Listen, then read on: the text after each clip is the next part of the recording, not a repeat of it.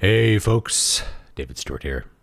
Hope you guys are having a fantastic day. So I went out north of Houston to try to see the auroras. I went out into the Sam Houston National Forest actually, and we got a great view of the night sky, but we couldn't see any auroras. It was very disappointing. I'm going to talk about another thing that a lot of people find very disappointing, which is the PlayStation 5.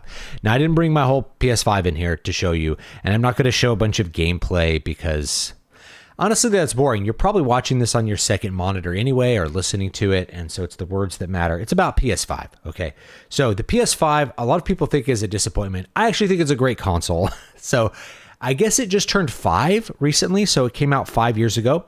A lot of us could not get one at launch because of the terribleness of the year 2020 and the fact that you had to order it online, which just meant that the people who run scripts and bots were the ones who were able to get it and scalp it. So it was just a big scalping thing. And if Sony had just made the console like $700, that probably wouldn't have happened, or would have happened a lot less. But anyway, it launched 5 years ago, and so we've had 5 years of PS5 to look back on, and it doesn't feel like 5 years. It feels like still a very new console. This is part of growing older. You will find out that you're like, well, it doesn't seem like it was very long ago at all. Well, didn't the PS3 just come out? It's like, yeah, sometimes you feel that way. I still feel like the PS3 looks like a very futuristic console. When I look at it, I'm like, yeah, it looks cool. It's like shiny black. Got the Spider-Man font. Chrome, it looks cool. The PS5 I thought looked pretty cool too. I said I really like the console, and the reason I like the console is basically because it's like a really good PS4. So I think a lot of people that were disappointed in the PS5 were disappointed in it for kind of meta reasons about gaming. I don't think they're actually disappointed with the hardware or even really what they were able to do with it. You heard this meme, people singing the Linkin Park song, Why to buy a PS5 with no games to play, right? There's a ton of games on PS5, right? The idea that there's no PS5 games is actually absurd. It's directionally, it's factually incorrect. It's directionally incorrect as well. There's a crap ton of games, but the vibe on it is correct, which is that this generation has just not had very many really exciting games. And now I'm saying that partially as me, like my bias, am I excited about the games? Not really.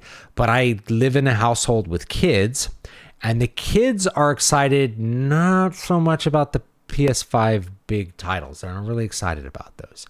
My kids like indie games. And maybe that's because I've raised them correctly, but for my son especially, it's the unique gameplay of an indie game is so much more interesting to him than like one of these AAA game titles. And he also knows that a lot of those AAA games, he's like, I can't play those. Those are mature games. Mom wouldn't want me to play them, so I'm not gonna ask for them. I'm gonna look at things that are more appropriate for me. He's a very conscientious kid. He's a great kid. But as an adult, there's only been really a handful of PS5 games that I feel like have been like, whoa, this game is cool, or it's new or exciting, or it pushes any kind of boundaries. Mostly, I feel like gaming. I've talked about gaming ground zero, year 2007. HD gaming settled into a certain mode of operation and a certain ethos for how games are going to be developed. That games for the HD consoles, like the Xbox and the PlayStation, they're going to be for adults. They're going to be high fidelity experiences, cinematic experiences, and they're going to be serious and deal with the serious and emotional, mature adult things, which back then meant like boobs, right? In the early 2000s, that meant it's adult. There's boobs. Or there's just really super violent stuff, like PS2 era stuff was mega violent. And it came into no, it's going to be about, deeper themes about loyalty and morals, with Mass Effect. And then it eventually devolved into what we got with Dragon Age Veilguard, which is, characters preaching to you about feminism or some other political ideology. And I think the politics infesting games have made them worse, but I mostly think that the bigger part of it is just the stagnation of the industry, the gameplay, and the graphics.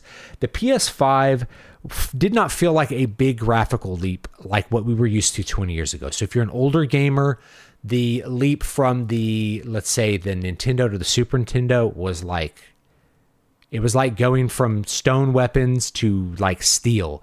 And then the leap from from the Super Nintendo to the PS1 was like steel to like, not like steel to gunpowder. It was like steel to like tanks, and by the time you get to PS3 to PS4, you start to get into this incremental increase in the fidelity of games. Games look a little bit better, not a lot better, right? They, depending on who's talking, right? Geeks will be like, well, obviously the PS4 looks a lot better than the PS3. But I remember when the PS4 came out, I was a teacher and my students were like, I don't care about the PS4. I'm like, why? Because PS3 looks the same. They said it looks the same, or they might even say the PS3 looked better. Like the PS3 graphics look better. Like, oh, okay, wow, that's interesting perspective. But I think the PS4 did look better than the PS3, and the PS5 does look better than the PS4. But we're talking about, these are incremental things, so it's hard to get hyped to be like, oh, here's, you're gonna play the Final Fantasy VII remake, which was a PS4 game. You're gonna play it on PS5. It's the same game, right? But what are you getting? Well, it's a little higher fidelity, or it runs at 60 FPS, which I think is a much bigger deal. So that's not very exciting. And a lot of the games that we got on the PS5 were just games from like previous generation, or even 2 generations ago. We have like Last of Us, which was a PS3 game. And then they remastered it for PS4, and they like remade it for PS5. But it's the same game. It's hard to get hyped about the same game like for 3 generations in a row, over 10 years of that one game, plus a sequel, So it's not that exciting. As far as how it was marketed, how it was hyped up, they put a lot of emphasis on like load times and the SSD. That definitely makes a difference. I would say that the experience of playing a PS5 is really a great experience. It's a great console, right? It does what it does very well.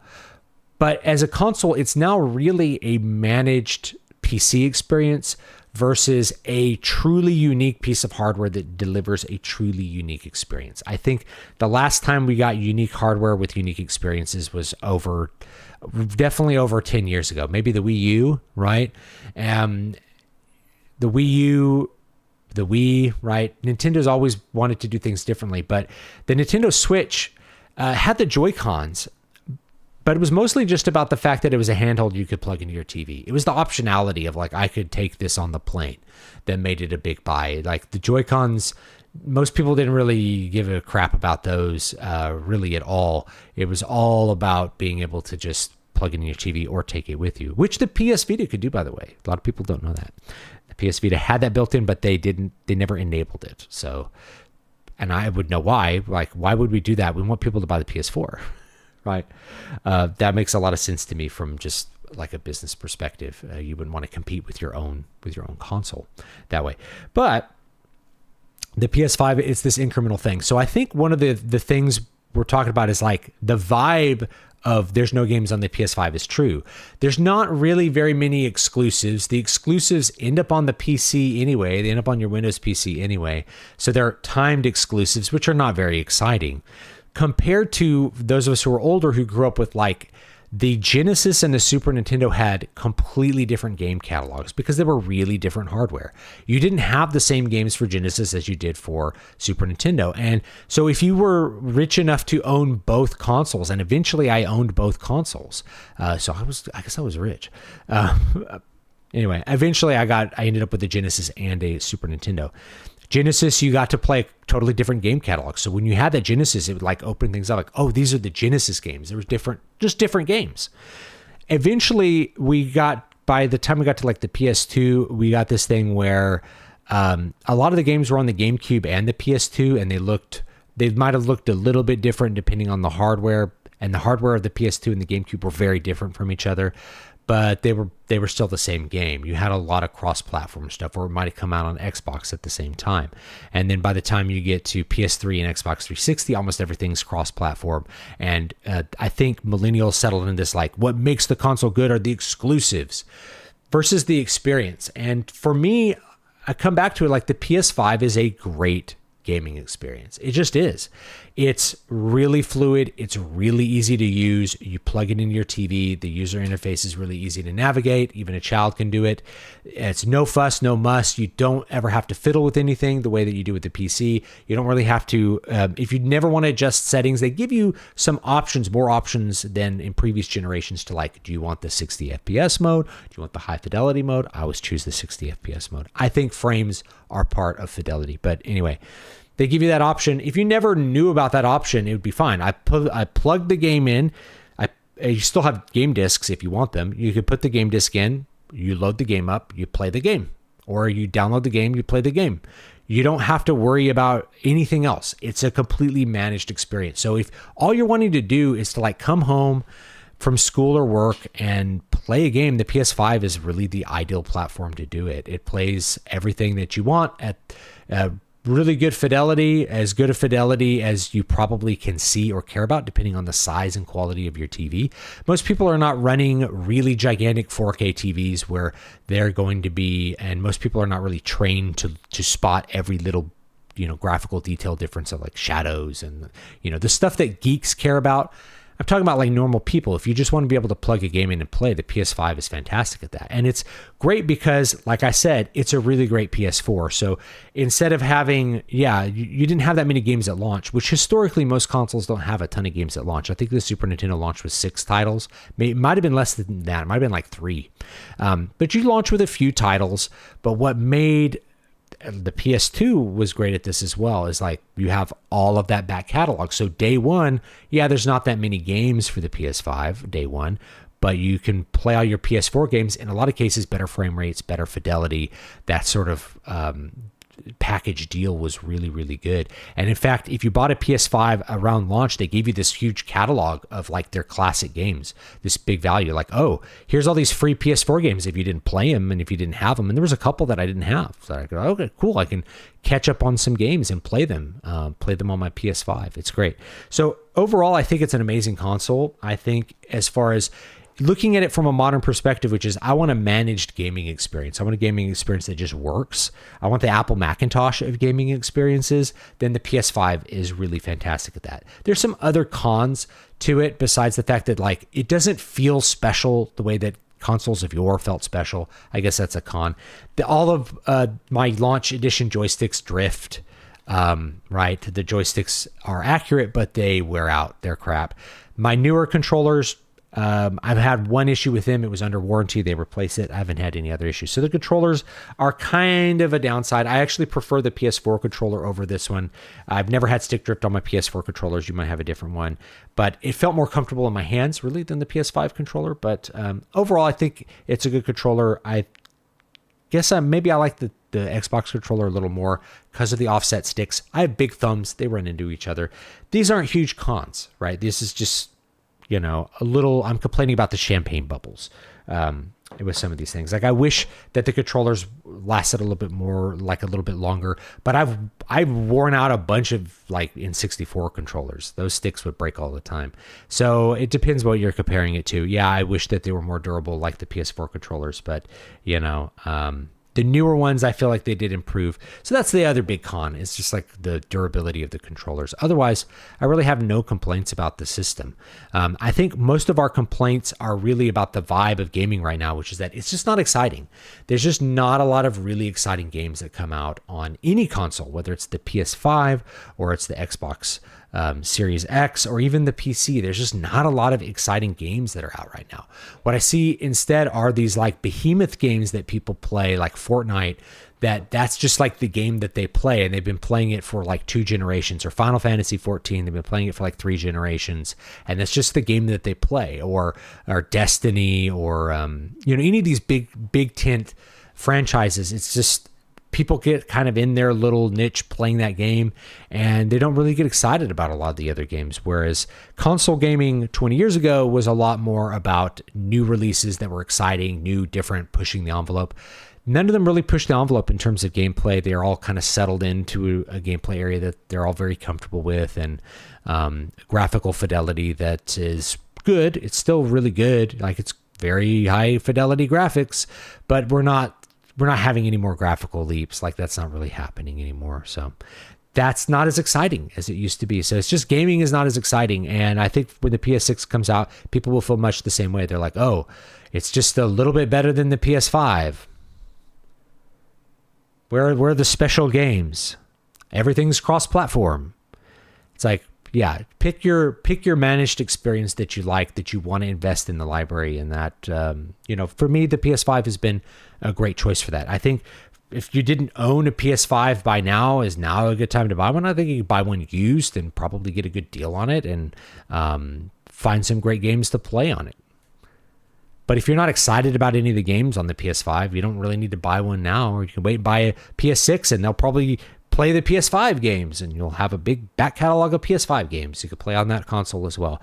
It's just sort of iterative. I've talked about this before. The hardware is now just sort of iterative. It is not revolutionary.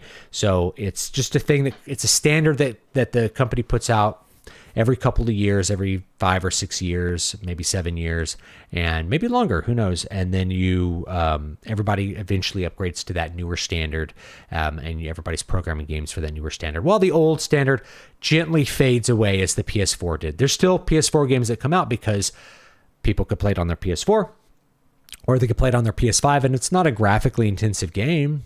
Yeah, just shoot for the bigger pie, I guess. So anyway, leave your thoughts down below. Did you find it a disappointment? A lot of people thought it was a disappointment. I think it's great. I will say that the PS5 only became the dominant gaming console maybe a year and a half or 2 years ago in my house. Part of that is my son getting older and being more interested in the games he could play on the PS5. There's just more titles he can play.